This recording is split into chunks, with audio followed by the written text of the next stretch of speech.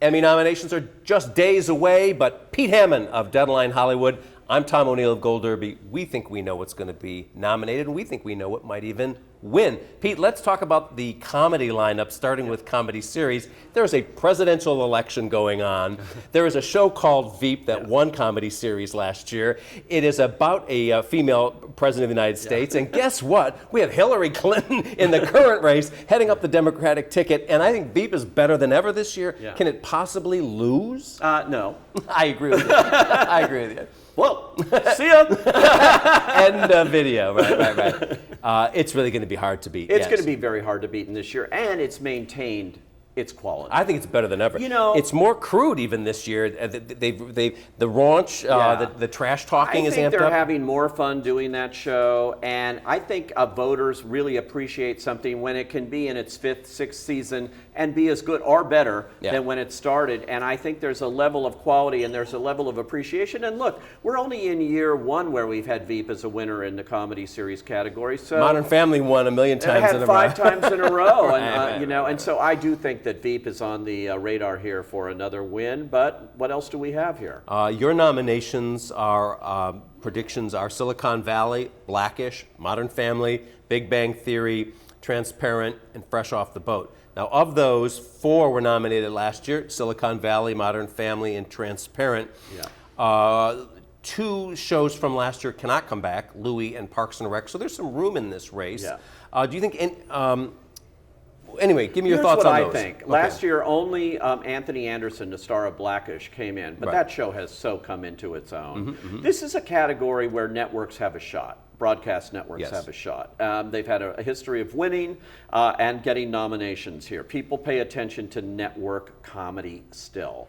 And Blackish is a show that's not only funny, it's important. It's got all the elements. I think this is a year for Blackish, not only to break out for Anthony Anderson and get a 2nd nomination for him, but also to make it into the comedy series category and several acting categories. Tracee Ellis Ross. Tracee Ellis Ross, I think, is a certainty to wind up in the lead actress category, and I think Lawrence Fishburne in the supporting actor comedy. I definitely see this happening with that show, and even in the writing area too.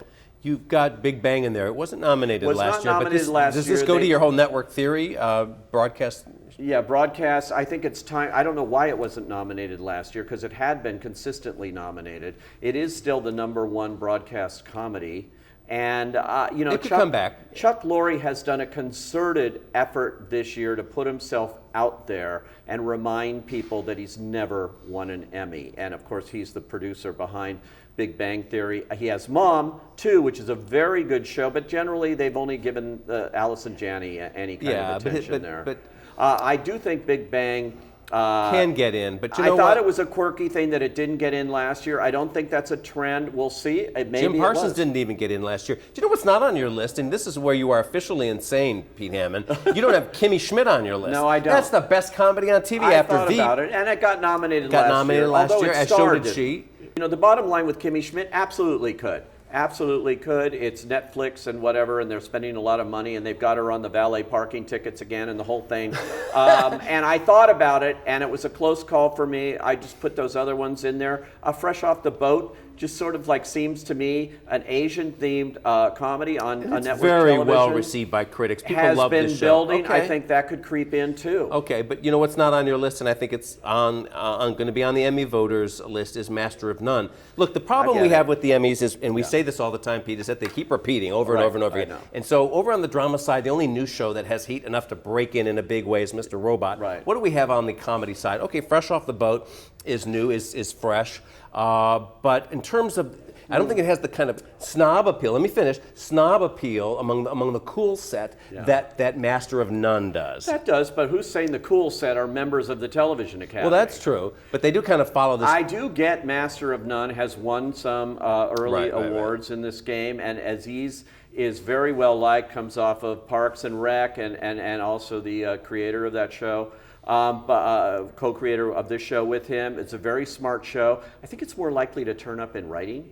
for a comedy And he'll be series. nominated. It's And on the bubble. possibly I him. think he's on the bubble, but I don't know that they've watched it in massive numbers yet in the Television Academy. It's Netflix. Look, Mozart in the Jungle, I think, has a chance of getting in here, Well, that too. got the Golden Globe. It got the Golden Globe. I don't see it happening at the Emmys. I think it's on the bubble here. I think the problem with the Golden Globe is we see they're often, go back a couple of years where Brooklyn Nine-Nine won both comedy series and it won for Andy for Best Actor, and then it wasn't nominated at the Emmys. No. We saw it with The Affair winning both acting and program over on the drama side. It didn't show up at the Emmys. I know that happens often, but on the other hand, Mozart in the Jungle has the following going for it, and that is it is this elitist snob appeal thing, starring this very sexy indie film actor, Gael Garcia Bernal. I think it has a chance. Let me tell you something, Tom, about the Emmys this year.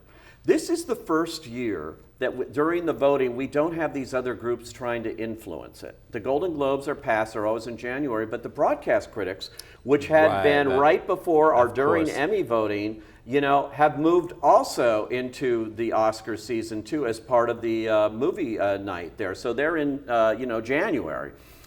I do not see any influence on the Emmys coming from outside groups. And the Television Critics Association only came out late in the game of the voting here too. The Emmy people are going to do it on their own. And without those people leading the way to show you, here's the new show you got to pull from your pile. Check out Master of None. Check out this. We love these shows. We shower them with awards. Without that happening this season, in this crucial time, I think you're going to go for the tried and true here. I think you're right that that's going to be the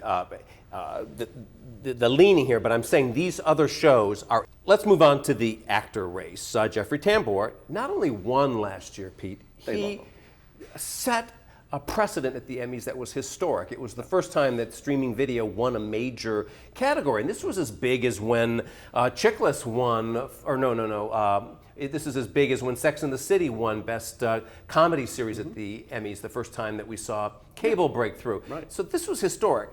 You've got Jim Parsons on your list. He was not nominated last year. He was a frequent past winner in this category. Anthony Anderson was nominated last year, nicely, but surprisingly for Blackish. Aziz Ansari's on your list. Will Forte, Don Cheadle. Of those, 4 of them were nominated last year: Tambor, Anderson, Will Forte, and Cheadle.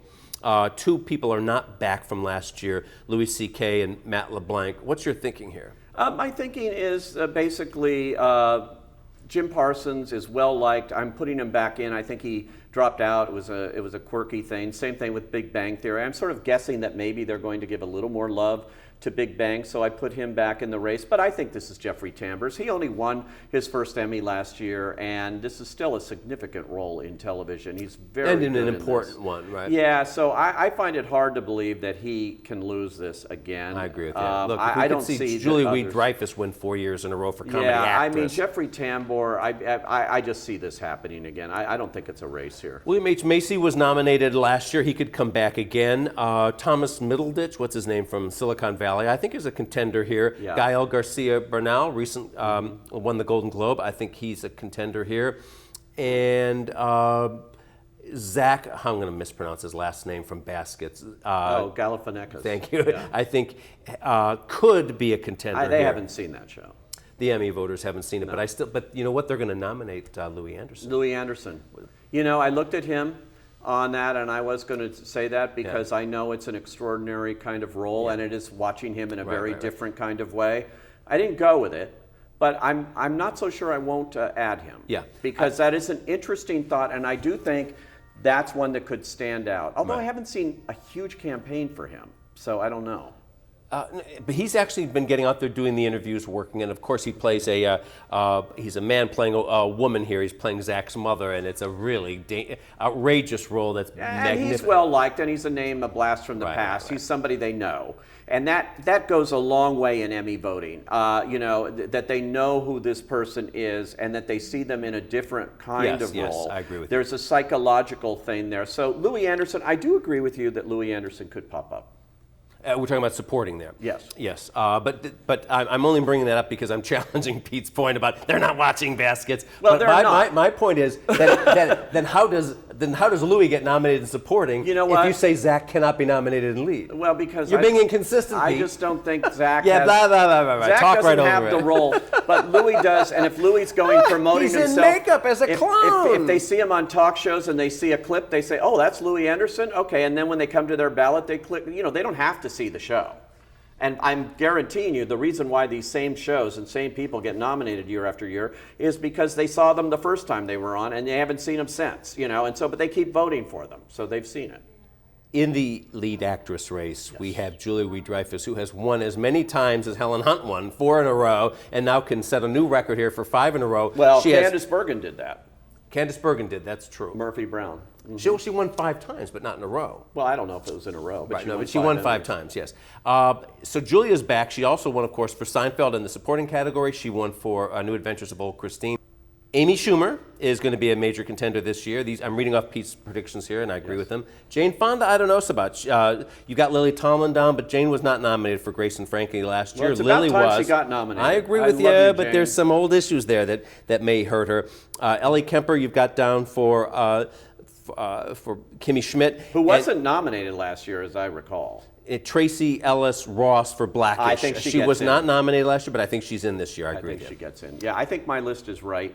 Jane Fonda's a question mark because she wasn't nominated, and Lily is. But Lily's a governor. Lily was actually a governor with me on the board.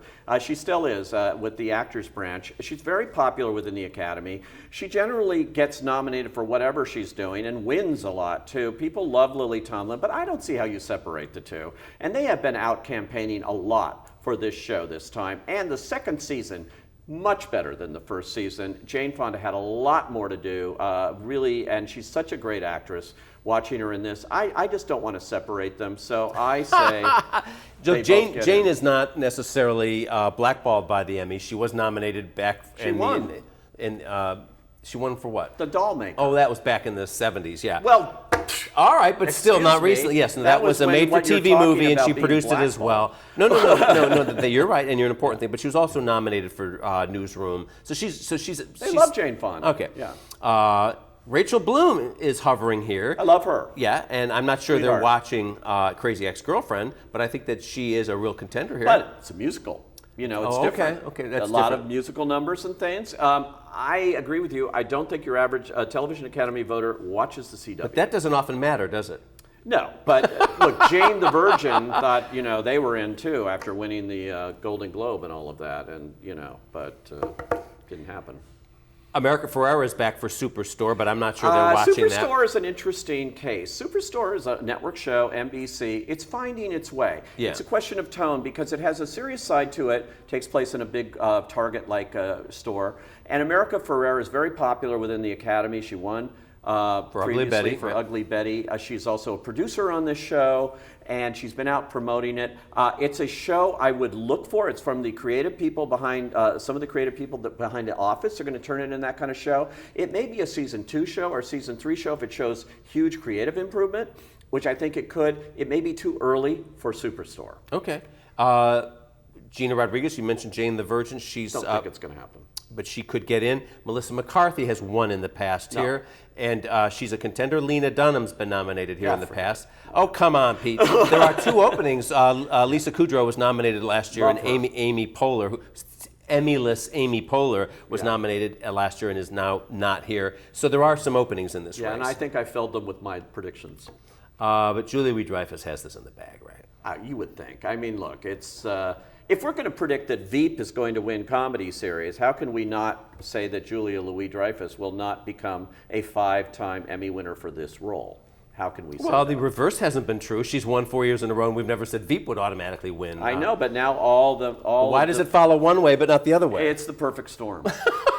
No, I agree. The election's on. The show's better than ever. It's the perfect storm. It's the right year. We're not going to deny Clinton. Julia this thing, even though we say, oh, she wins every year. But we've seen this, as I mentioned with Candice Bergen, we've seen this with other actors who have consistently won over and over. I mean, you go back to the beginning of the Emmys, you go back to the 50s, Don Knotts. Remember when Don Knotts used He to never win lost. every year? 5 for 5. Every single yes, year. I know. You know, and John Larroquette Yes, from Night Court won so often he took himself out of the running. Well, Finally, he he won was 4 times. embarrassed to keep winning. Sometimes they just like get that name, and Oh, you I know, know. it is Julia Louis-Dreyfus' time in the universe to win Emmys. And she has the episode too this year, if that matters. She's got the one where her mother dies, and so she's already mentioned that will be her likely Emmy submission. It's very emotional, of course, and it's very hilarious. Everything. Again, it's the perfect storm for her. Yeah, I agree, Pete. Thanks.